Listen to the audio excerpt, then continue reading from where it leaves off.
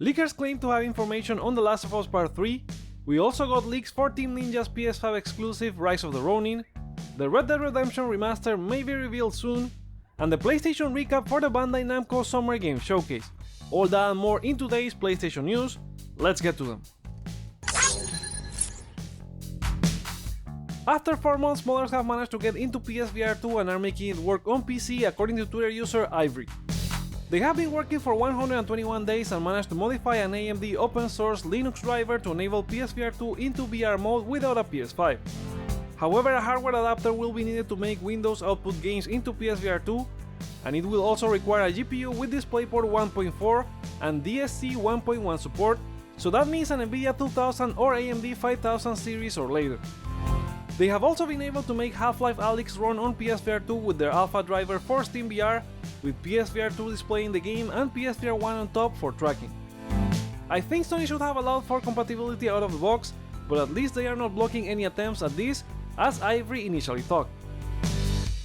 More bad news regarding PlayStation's mobile venture just after we got the news that their top executive left last month, another one is leaving soon. MobileGamer.biz is reporting that managing director for Savage Game Studios Michael Katkoff announced he's leaving the company in a post on LinkedIn. Katkoff said, "I would like to believe I've done my part in taking the company from 0 to 1, now I'm eager to watch from the side as Najim and Mike take it from 1 to 100. He continued, "In the same breath, I wish nothing but the best to Olivier Cortemarch and Chris Davis, who are leading the PlayStation charge into mobile. Can't wait to play all the amazing games from all the fantastic developers." While Katkoff is the second executive to leave the mobile division, both appear to be in good faith and pursuing new opportunities rather than an issue on Sony's side. It's no doubt a hit to the team, but given their efforts are very early, they can continue shaping it before launch. Outside of the Last of Us factions, we know Naughty Dog is also working on a single-player game, but we don't know if they will make a part 3 for The Last of Us or a new IP, with creator Neil Druckmann saying they don't feel the pressure from Sony to do a sequel, and that's despite also saying they had worked on an outline for it. Twitter user Daniel RPK, who usually leaks Marvel stuff, claims to have some leaked info from The Last of Us Part 3, not sure how trusted the source is, but let's go through it anyway. However, if this becomes true, it may be considered a spoiler, so if you don't want to know anything, skip ahead in this video for more news. Part of the plot is said to be about a group of scavengers surviving on the outskirts of the post-apocalypse city, and they live in a Victorian house working as their base. Naughty Dog is said to be looking into casting several roles for the game, including Val, female and leader of the group, Ezra, a male who wants to take over the house from Val, Gracie, a female around 18 to 25, no other information about her, Lucas, male, affable, but develops a relationship with other young scavengers and will have a turn that shows his dark side, Mason, male, former soldier, when Val gets put in charge, Mason must choose between his loyalty to Ezra and the house. Leaker Buranon also jumped on Twitter to confirm this, saying it's early and the story details are being tweaked, so everything is up in the air, but that Ellie is as important in Part 3 as she was in Part 2. They also said that Naughty Dog is set to do major filming and motion capture this year. This sounds to me more like characters for The Last of Us factions, given how that game was gonna expand on the original concept. However, I can't say for sure this is a leak to either factions or Part 3, so take it with a grain of salt for now. A more plausible leak is one for The Last Ronin coming from the Snitch, who we know is a very trusted source. They posted on their Discord the game is a mix of Assassin's Creed, Ghost of Tsushima and Dark Souls, with numerous side quests that are similar to Ubisoft's design. The post also included some early screenshots which I'll not share here, but you can see with the links in the description. Besides that, they confirm it will have difficulty settings, a skill and technique tree, romance options, a performance and quality modes. Team Ninja plans to launch the PS5 exclusive around Q1 2024, and they are working on improving the game's fidelity before then.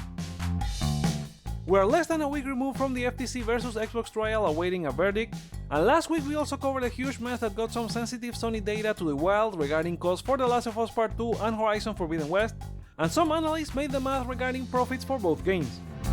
Wedbush analyst Michael Pachter and Cohen's Doug Croitz told Axios both games have been profitable for sure, with Pachter saying each could have made $300 million, and that's after marketing and retailer cuts.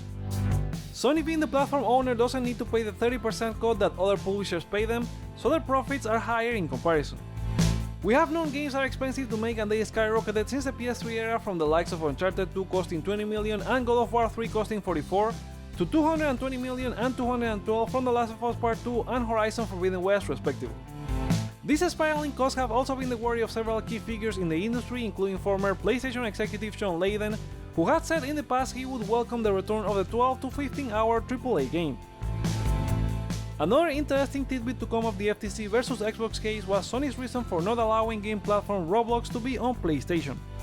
As reported by Axios, a document from the trial had Jim Ryan explaining, "Historically, because of the large number of children that play on PlayStation, we have been very careful with regards to opening them up to anything that could potentially exploit them." However, they are softening on that front, with Ryan saying, "Over the last couple of years, however, we have reviewed those policies and relaxed a little on this. We have been conservative for too long, and now we are currently engaging with people at Roblox. We hope that the situation will change." Roblox has been accused of having an unsafe gaming space in the past, so Sony's worries were not that out of place. German developer Daedalic Entertainment has announced they are shutting down their internal studio shortly after releasing the poor-received The Lord of the Rings Gollum. The move will affect 25 out of the 90 employees that form the company, as they refocus on marketing and publishing, plus they will support those affected in finding new opportunities within their network. As a result, any game in development at the studio, including a new Lord of the Rings, will be put on hold. This also follows a string of several studio layoffs in the gaming industry, including the likes of BioWare and Scavenger Studio. Hope everyone affected lands on their feet. We have a follow-up to the Red Dead Redemption Remaster or Remake news, where the game was listed by the Korean rating board very recently. Now, Sacred Symbols host Colin Moriarty has said he has seen confirmation that the remaster is real. "I had someone reach out to me behind the scenes that showed me something that definitively shows this game is coming, maybe even imminently with an announcement, maybe in August." As we have seen in the past, a game rated by the Korean board usually means it will be launching within the next 8 to 10 months. Ubisoft is apparently working on around 11 Assassin's Creed games, and a new remake may be a part of that lineup. Kotaku has reported from two sources that a remake of Assassin's Creed 4 Black Flag is in early development, with Ubisoft Singapore supporting it. The Singapore studio is already working on Skull and Bones and has been involved in improving the franchise's naval combat that started in Assassin's Creed. In a Ubisoft email seen by Kotaku, the company asked their employees to work in office instead of remotely, while offering breakfast and dinner so that they can log extra hours to get Skull and Bones out of hell. This would be a clear move to gain more profits out of a technology they have been working on since 2013, intended to be an expansion for Black Flag. Techland has announced a partnership with Skybound for a thrilling crossover event between Dying Light and The Walking Dead, the official game account announced on Twitter. There's not much info other than the crossover will allow you to survive, scavenge and slay the undead like never before, as they ask people to stay tuned for new updates. More game updates as Slowclub revealed the content for SIFU Title Update 5, the final update for the game. It will be launching for all platforms this September, including 2 new outfits, 27 modifiers, 6 arenas and 75 new challenges, all part of this year of free content. Free is also going to be Disney's kart racer Disney Speedstorm after it leaves the early access phase in September, which appears to have been always the plan. Developer GameLove has said they have received invaluable feedback from the early access, while thanking their community, and they can't wait for the new phase that will allow for more players to share a fully robust competitive and co-op racing experience. Bandai Namco held their summer game showcase during the Anime Expo this past weekend. Here's the PlayStation recap. Naruto Cross Boruto Ultimate Ninja Storm Connections will have an all-new special story mode and 2 game original characters. It launches this year for all platforms including PS4 and PS5. Then Sword Art Online Last Recollection will have an original story based on the War of the Underworld, with high-speed battles and a roster of over 40 characters, some original to the game. It launches this October 6 for PS4 and PS5. Revealed at Summer Game Fest, Sandland is the adaptation of the Akira Toriyama manga and anime of the same name. They showed a bit more about combat with your tank and a jump bot. Sandland will launch for PS4 and PS5 in the future, and a demo will be at the San Diego Comic Con this month. And finally, popular manga and anime Jujutsu Kaisen is getting an adaptation as a battle arena type of game, with 2 versus 2 teams taking on each other using team attacks and combos. It will be out soon for all platforms including PS4 and PS5. And those are the PlayStation stories for today. Come back on Wednesday for a new video, but remember to share your thoughts on any of this news in the comments below, like or dislike to let me know your feedback, check out other videos you may enjoy while you're here, and consider subscribing for more on PlayStation. Thank you so much for watching, my name is Joseph, this is Hype for Games, and let's get hype!